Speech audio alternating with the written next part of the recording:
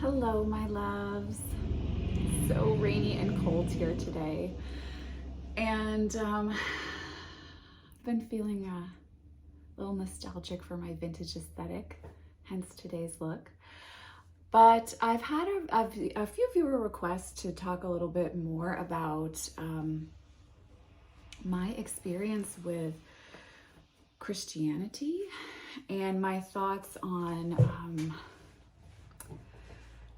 I want to make sure I say this right. I'm trying to remember how the viewer had phrased it for me, but asking about what my thoughts would be if I had experienced Christianity in a positive way or a normal experience of Christianity. So we're going to talk about witchcraft and Christianity here on the channel today.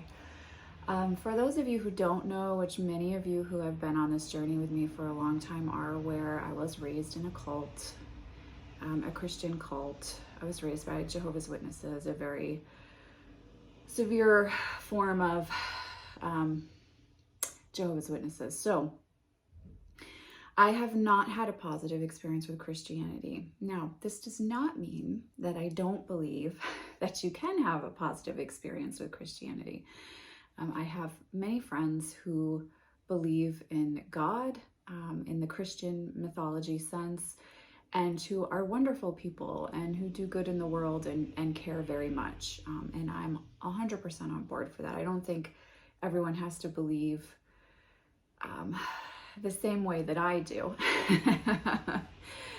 in order for them to be, considered people that I would want to have in my life. So, no way do I want to come across as being anti-Christian or against Christianity in any of its, in when it's being practiced in a healthy, loving way.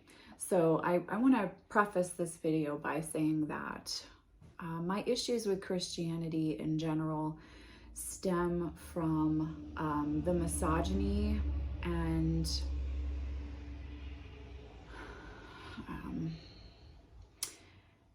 the religious views that become detrimental to people who walk other paths. My issues with Christianity lie around that more than it does around a monotheistic religion.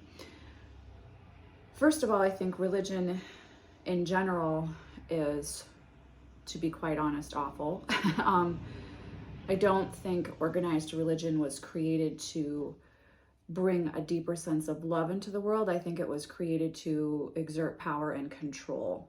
And anytime you're in an organized religious setting, you'll often find that it really comes down to donations and money and control through rules. The most important thing that I think was taken from me as a child and that I've worked very hard to rebuild was my ability to think independently and critically on my own. Thankfully, I didn't completely lose that. But the religious environment that I was raised in was very much attempting to brainwash out of all of us any ability to critically think for ourselves, to question. And this is why I come back often to the aspect of Satan as the questioning God and how helpful and healing that was for me on my journey as a child to survive the upbringing I had.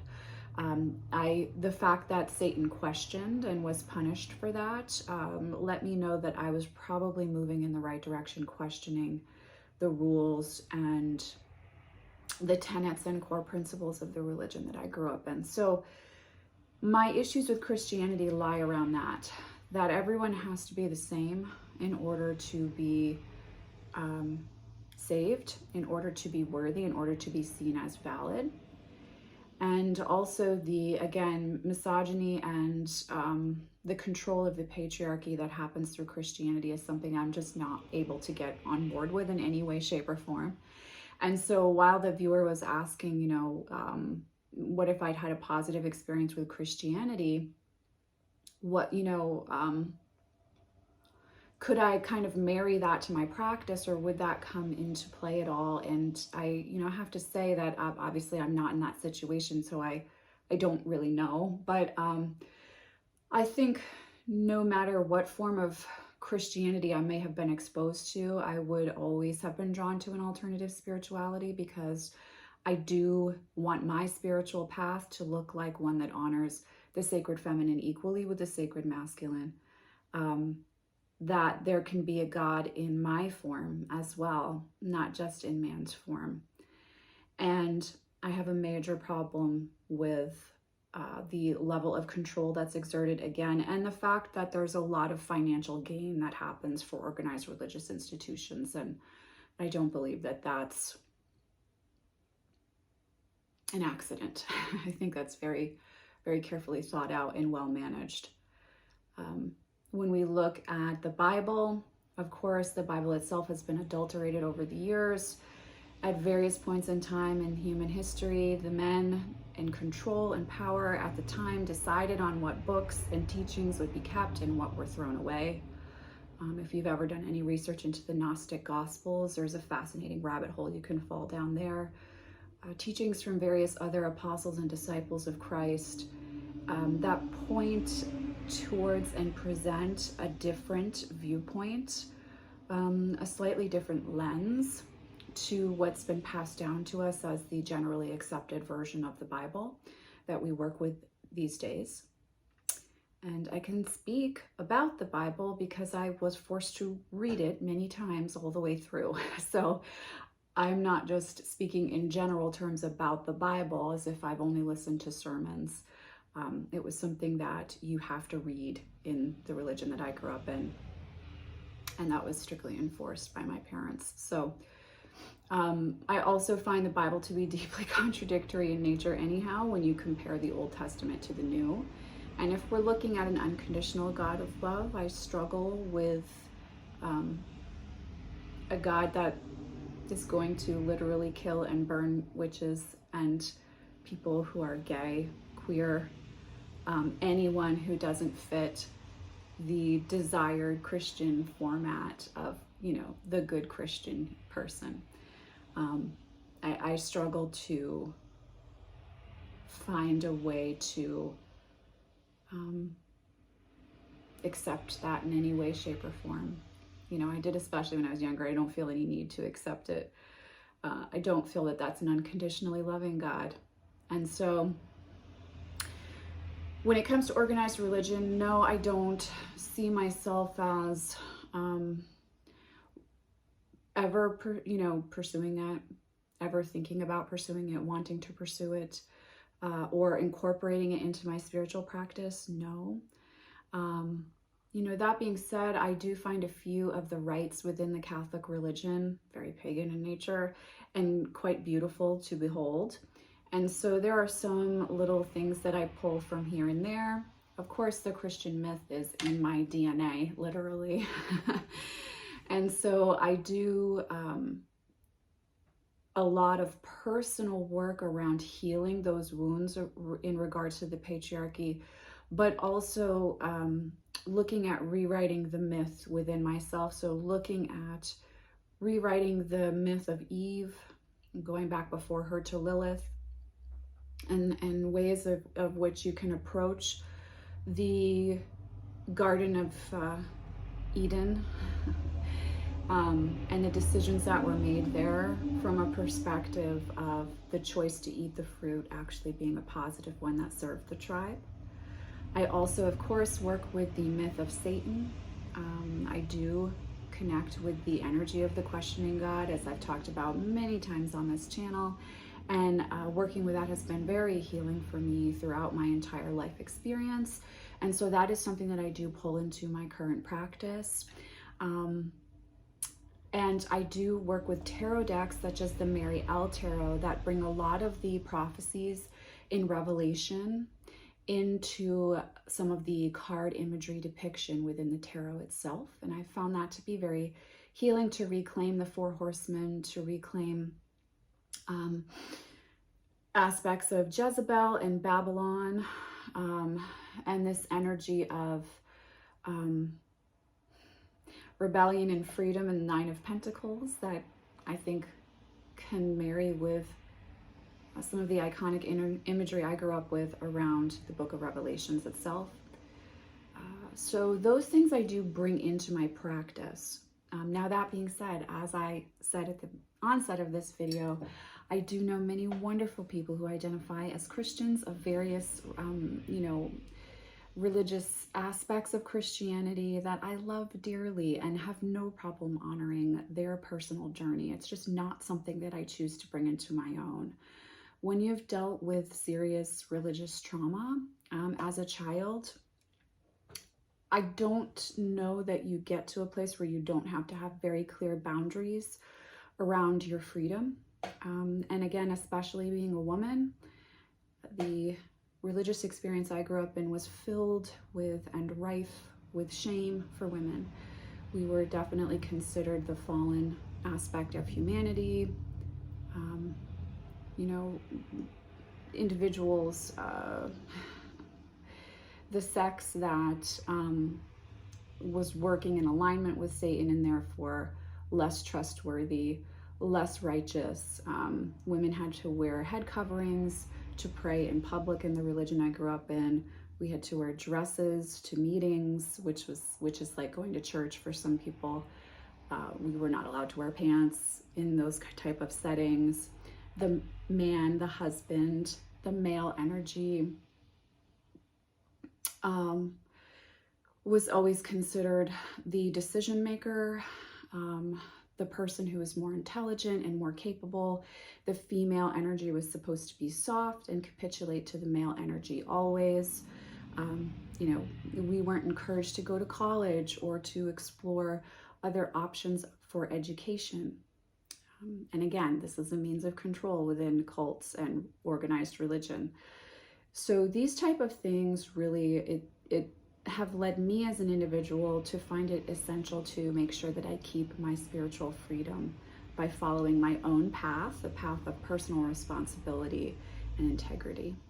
But of course, I do understand people who connect with the mythology of Jesus from a standpoint of being a teacher who did have unconditional love at the roots of what he was teaching.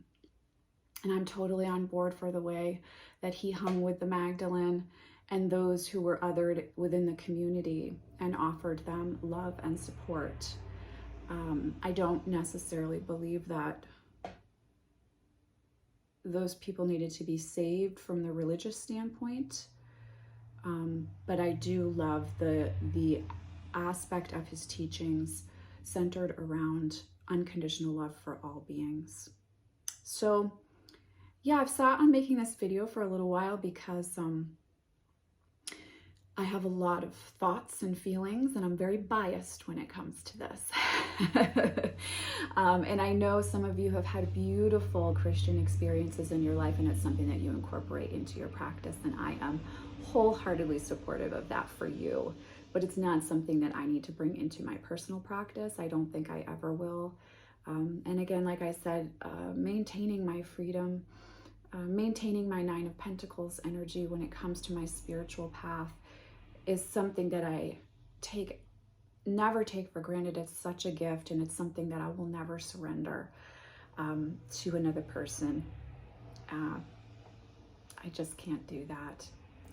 However, it is nice to be well versed in Christian mythology because occult symbolism and the many various facets of tarot, this beautiful world that I love to move about freely in, has a lot of roots in the Christian mythology. And so it is wonderful to have kind of come into occult work and witchcraft with a wide working knowledge of Christian myth. So I am very thankful for that. And I do think that my religious experience allowed me to be very open to myth in general as a way of understanding the human experience.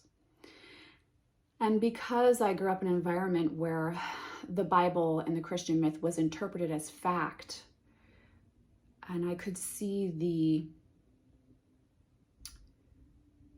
downfall within that, it did allow me to be very open to interpreting myth not as fact in my own spiritual path, but as a means of understanding and expression. You know, I always reference Joseph Campbell here and how he says, as soon as we make the myth concrete, we lose it. We lose the beauty, we lose the lesson, we lose it. Because now we've made it something that is, you know, ineffable truth, which is not the case with myth. Myth is a story, a way in which we come to understand the human experience. So that has been very, I would say that has been a positive that I've taken away from my Christian upbringing.